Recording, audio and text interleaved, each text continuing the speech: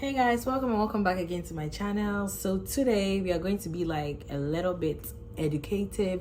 We are switching it up from the fun and all that, and we are coming to do a little bit of education, okay? All the niggas brown, ride and they die. Gotta watch the time, cause it's flying right by. I'm outside. I've been getting this question a lot. Everybody's like, how did you apply to a school outside? All like those type of questions. I think I'll answer a little by little in order, but then the one I've been asked the most is how to apply for a school outside. So that is basically what this is going to be. I hope it's like very helpful enough to help you apply to a school outside. So let's begin this.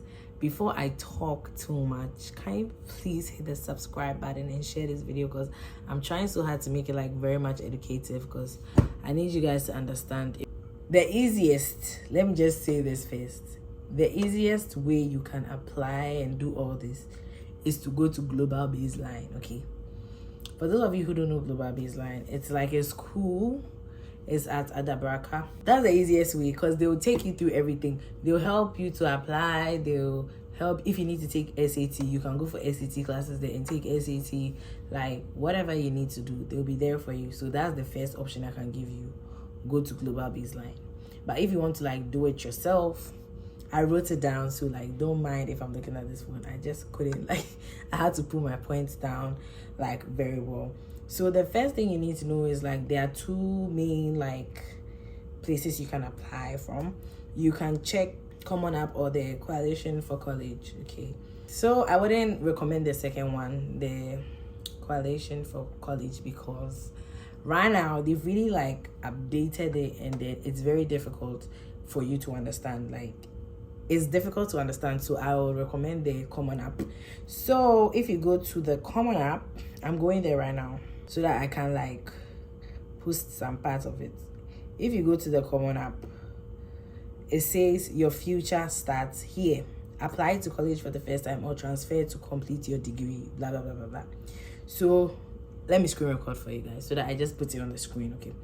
So you can start your application over there, and then it helps you to like explore like the many different colleges. So you get to like choose a school, see what school you want to go to, even if you have no school in mind. But then I think it's way easier if you have a state in mind. So if you know that, oh, you want to go to New Jersey, it's easier because you can like search for schools in New Jersey. If you know you want to go to New York, you can search for colleges in New York, like that, okay? So that is the first thing you need to do. Like I'm just trying to give you like user-friendly apps so that it's not difficult, and Common App is the best. Like it's very easy. You just get to see the schools, start an application and all that. And then the most important thing you need is either your transcript. Some schools take transcripts, some schools take SAT.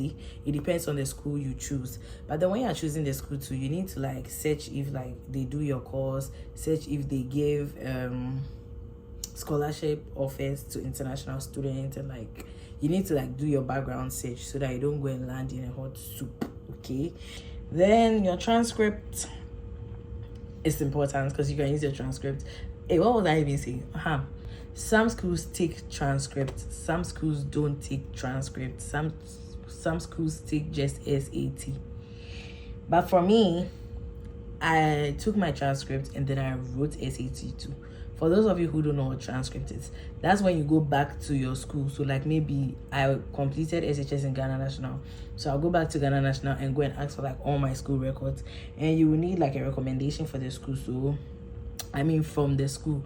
So if you were not good in school, it's going to be difficult, because they'll be like, and now when you were in school you didn't respect, and they wouldn't do it for you, and you will need it. So if you know you were not good in school, then I think you should just like sit back, or maybe think of how to go and pay the teachers you were wicked to, so that they will give you a recommendation later.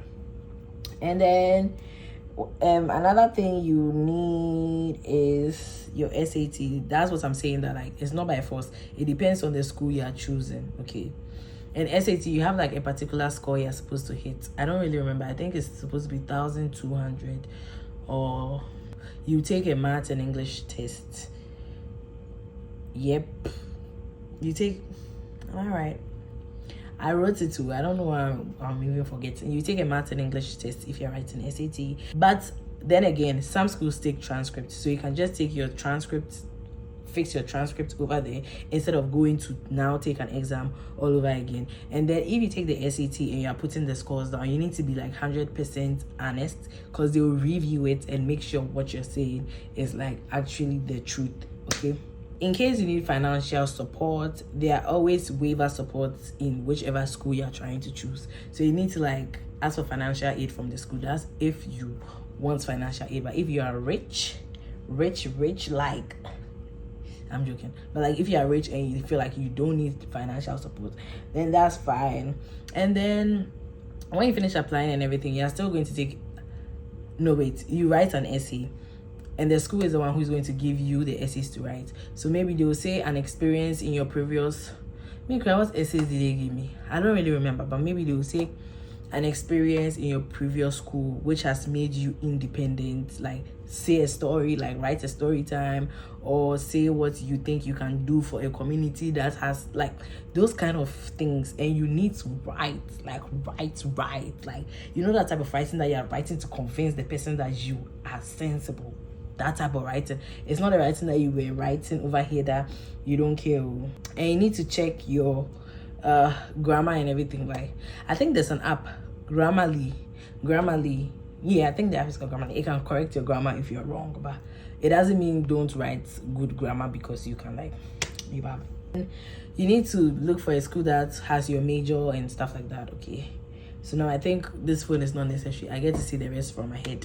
So now when you write the essay, you are still going to take a test. The school I chose, you take a test again. Like, that test is what they are going to use to choose if you be in, let's say, maths. Maybe if you be in algebra maths, or you be in calculus maths or pre-calculus maths, they don't really use that test for anything. They just use it to check which class they should put you in. So I feel like you have to do it yourself, so that like they don't end up putting you in a class that you are not good in. Like, for example, let's say I can't really do maths and my friend here can do maths, then I'll let my friend take the test for me, and then they'll go and put me in the calculus class when I don't know nothing about, like, I know nothing about calculus. Maybe I don't even know 1 + 1, but my friend has passed Cora, and she'll take the test for me, and then I'll be the one in the class that I can't do it. And it will be like, if you are failing, nobody will really understand why you're failing, because you were supposed to take the test yourself. So I would say it's very good if you take the test yourself, because it's going to be like easier when it comes to them putting you in a class. And I don't think there's any need for you to be shy if it comes to whichever class they put you in, because it's for your own better. I mean, even if they put you in a 1 + 1 class, they will still teach you, and you still be like, you're still a college student. Nobody's looking down upon you, and you still pass through the same procedure everybody's going to pass through. So I feel like it's just better if you like do it yourself. And then they're going to give you a scholarship. I mean, it's not, that's if you request for financial aid, and it's normally for like international students, and it depends on your school. The school, I mean, they can give you up to $15,000 scholarship, up to $15,000. So yeah, it depends on your grades too. If you did like really well in your transcript and stuff, that's when they will give you like $15,000 scholarship. And then what again? The school is going to give you like an I-20. And if you don't know what I-20 is, that's like the letter from the school that you are supposed to take to go for your visa. Okay, that is it. I'm not here to talk about any visa process, you know. I'll save that for another video. But like, yeah, the school is going to give you an I-20 that is going to help you. And then I think a lot of people apply to like many different schools, because you don't know which school is going to call you first. So you can apply to like 5 schools, 4 schools, 3 schools. I personally applied to just one school because I was certain, because my sister is in this school. Even though she's not here right now, she's having a study somewhere else, but she'll be back.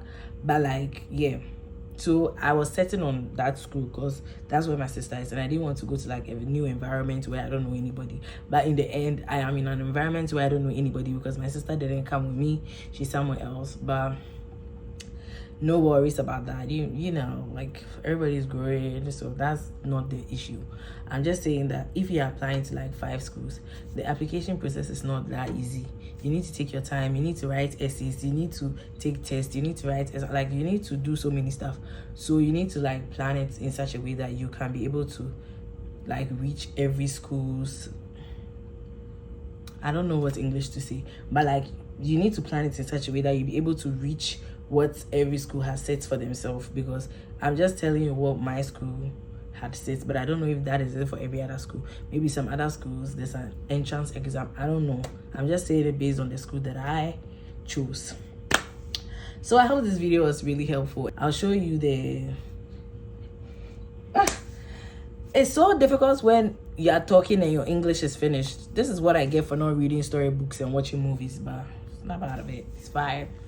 So yeah, I hope this was like very educative a little. I tried to teach you, even though I don't really know how to teach people stuff, but yeah, I hope you had a good time. I hope you enjoyed this video, and I hope it was helpful enough. If there's any other thing you want me to do a video on, please let me know and I'm going to do that video for you. But about the visa too is another application process.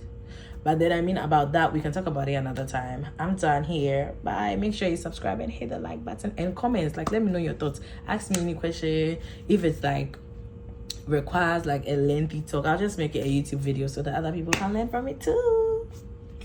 I just had to chip this in the video real fast because somebody just asked me a question and it made me realize you can be a transfer student or you can be a freshman. I mean, it depends on you. But I am not a transfer student. I started all over again because you and I know that I never really attended any school. I was in Ashese. I stopped Ashese. I went to Central University. I was studying psychology. I wasn't studying like a course I wanted to do because I didn't want to go to school in Ghana. Yeah. So, yeah. I mean, it's up to you. It's not like you need to. Just that going as a freshman is easier than like transferring your credits from Ghana. That's what I think. But it's not like that's how it is for everybody. I would have transferred if I actually attended school in Ghana, but I didn't. So